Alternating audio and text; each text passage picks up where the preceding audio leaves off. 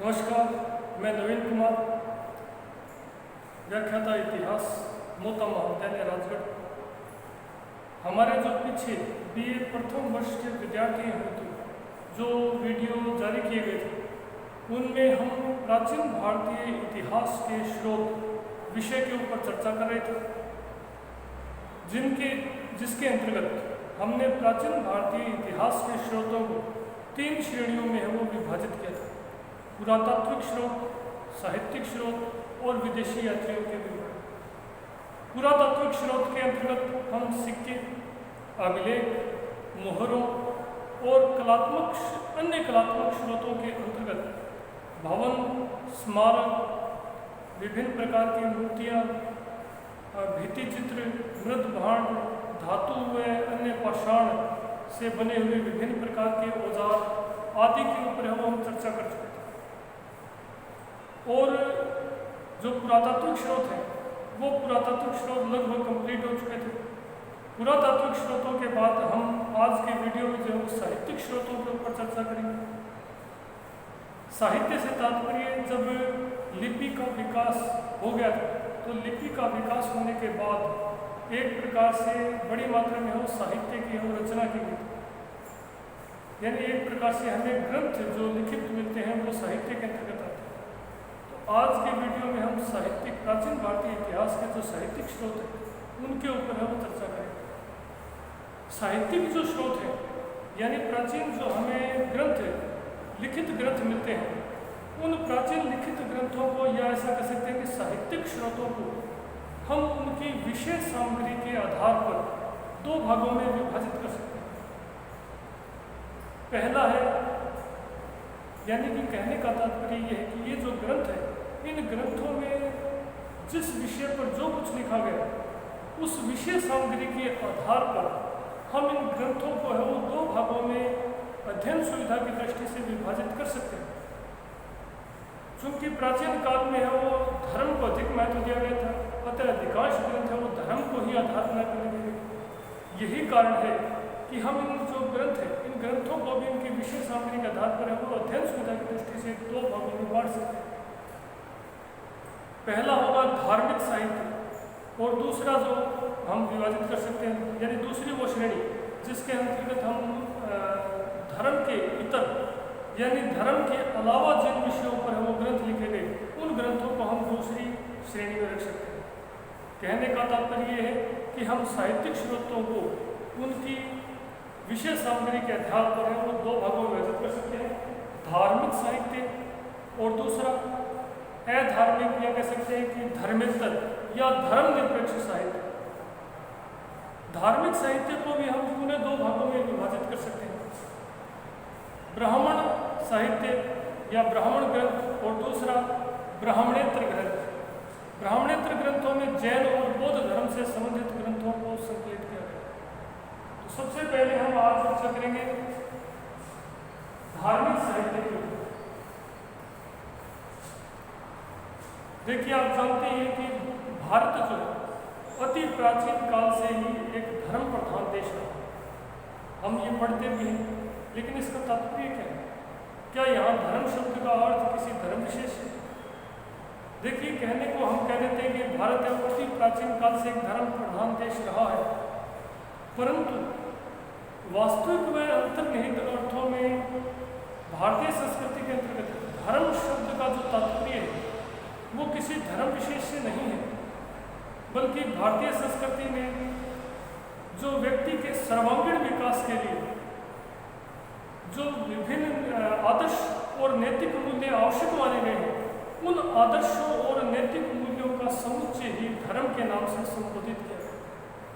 कहने का तात्पर्य ये है कि प्राचीन जो भारतीय संस्कृति है, उसमें मानव के सर्वांगीण विकास के लिए आदर्शों और नैतिक मूल्यों को अति आवश्यक माना गया।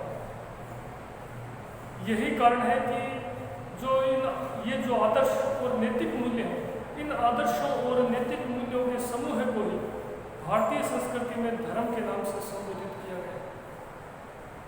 हम जब प्राचीन भारतीय संस्कृति का अध्ययन करते हैं तो हम देखते हैं कि प्रारंभ से ही जो भारतीय संस्कृति है उसमें मानव, समाज और राज्य की जो गतिविधियां हैं उसके नियामक और निर्देशक के रूप में धर्म यानी आदर्शों और मूल्यों का समूह है वो सदैव ही विद्यमान रहा, चाहे मानव गतिविधियां हो, चाहे समाज की गतिविधियां हो, चाहे राज्य की गतिविधियां हो, उनके एक नियामक और निर्देशक के रूप में धर्म है वो सदैव विद्यमान रहा।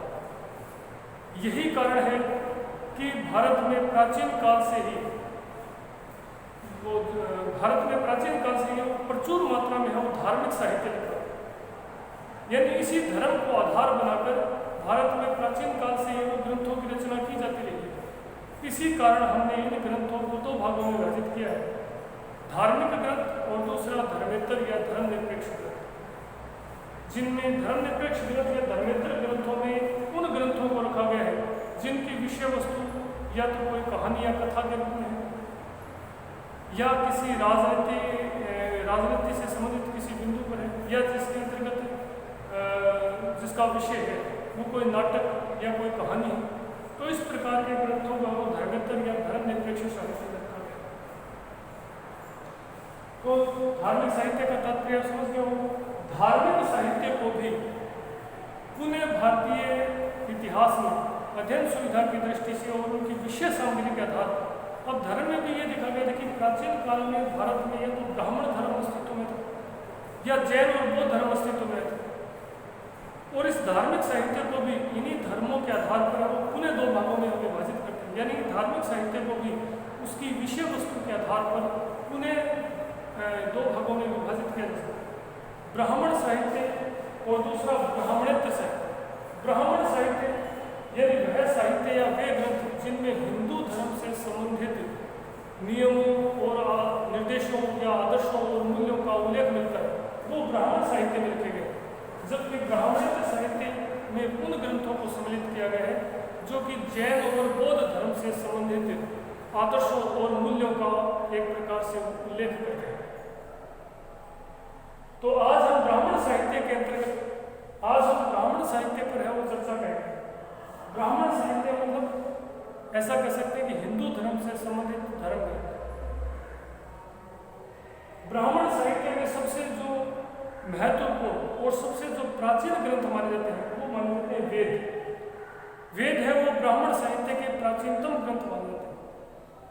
वेदों की संख्या वेद मूलतः 4 माने गए हैं। कौन कौन से?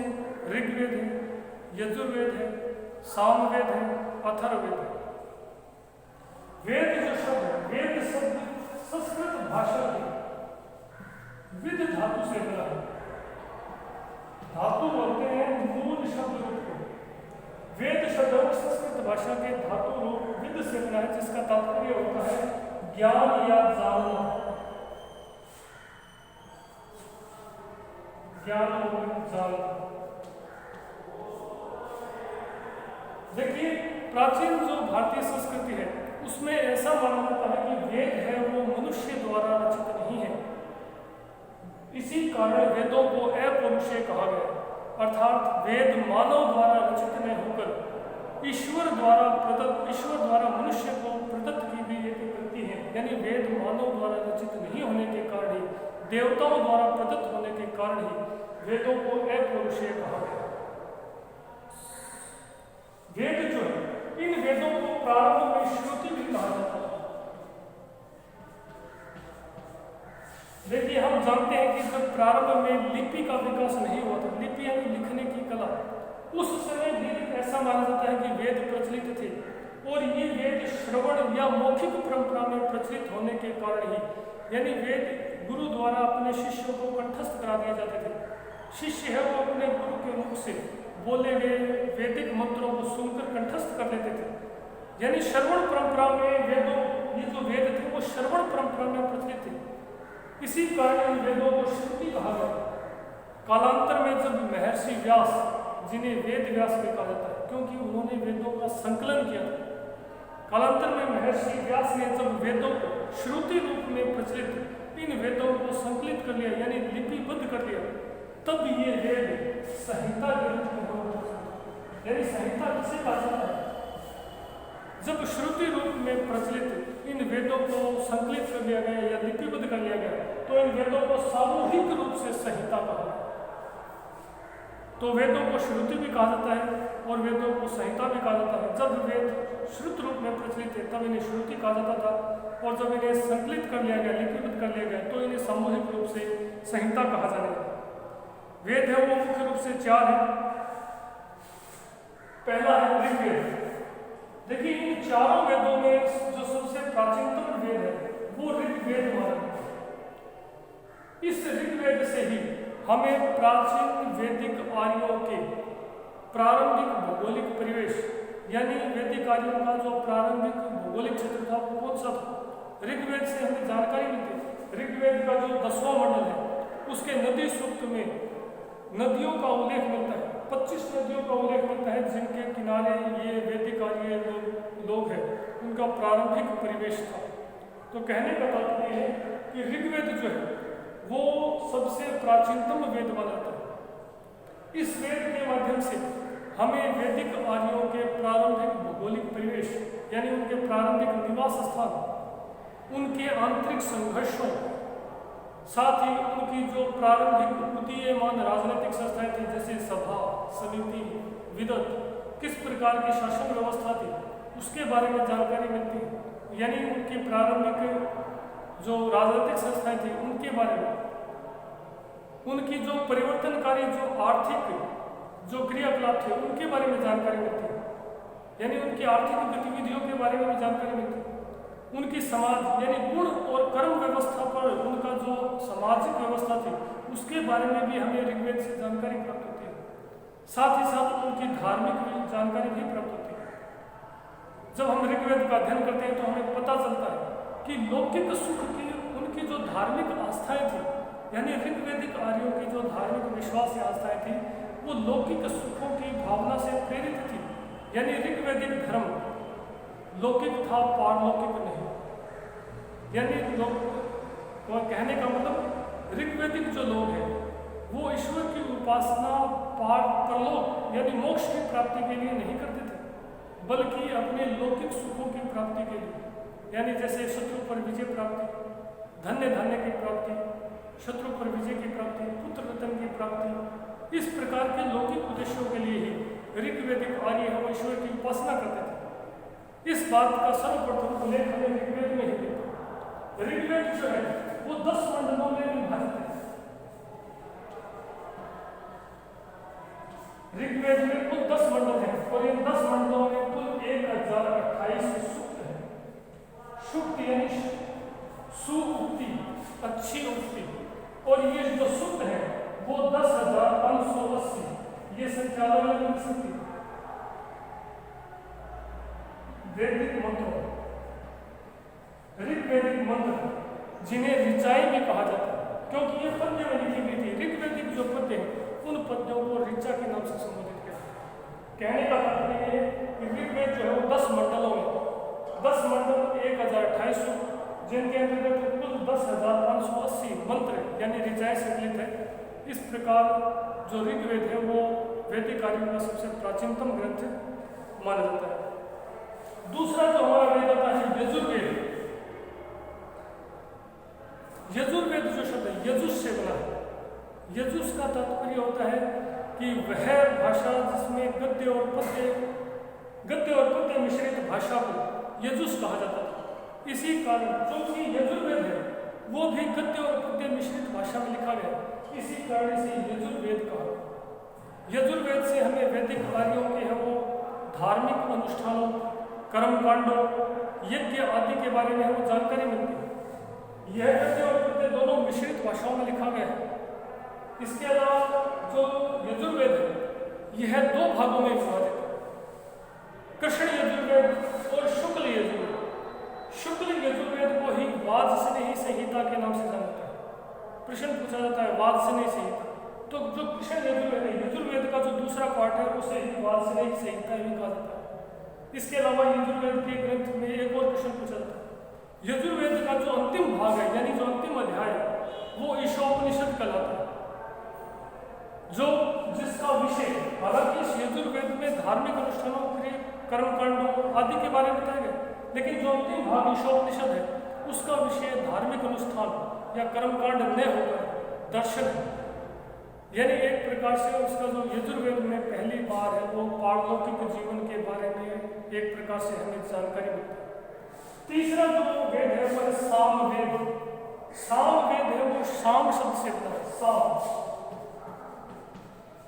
साम का तात्पर्य होता है गेय पद, यानी ऐसे पदों का ऐसे पद जिन्हें गाया जा सके। और इसी के आधार पर सामवेद जो है, इस वेद का नाम सामवेद भारतीय संगीत का सबसे प्राचीनतम ग्रंथ माना जाता है। और जो कि साम शब्द से बना है जिसका तात्पर्य होता है गेय पद, यानी वह पद वेद जिसमें गेय पदों का संकलन किया गया है, सामवेद कहलाता है। चौथा जो वेद है हमारा अथर्ववेद।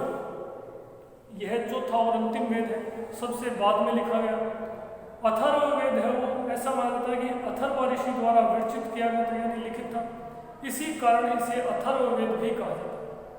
इसके अलावा इसे अथर्वांगिरस वेद भी कहा जाता है। ऐसा माना जाता है कि इस वेद अथर्ववेद का जो दूसरा सेकंड एडिशन है, यानी दूसरी बार वाचन करना, दूसरा जो वाचन है वो भगवान श्री कृष्ण के गुरु घोर अंगिरस द्वारा किया जाता है। इसी कारण इसे अथर्वांगिरस भी कहा जाता है।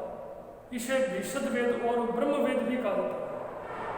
देखिए इस वेद में जो अथर्ववेद है, इसमें इस वेद से हमें वैदिक आर्यों के हैं वो भूत प्रेत, जादू टोने, तंत्र मंत्र जैसी अंधविश्वासी परंपराओं के बारे में जानते हैं। क्योंकि अथर्ववेद में जो वैदिक कार्यों में जो भूत प्रेत, जादू टोने, तंत्र मंत्र जैसी अंधविश्वासी परंपराएं थी, उनका उल्लेख हमें सबसे पहले इसी वेद में मिलता है। इसके अलावा इसी वेद में पहली बार विभिन्न रोगों के उपचार से संबंधित जो है वो उपचार से संबंधित जो तथ्य हैं उनका संकलन भी इसी ग्रंथ में किया गया। इसी कारण इसे भीषद वेद भी कहा जाता है। तो ये थे चारों वेद। अगला जो वीडियो है उसमें हम ब्राह्मण ग्रंथों पर चर्चा करेंगे। धन्यवाद।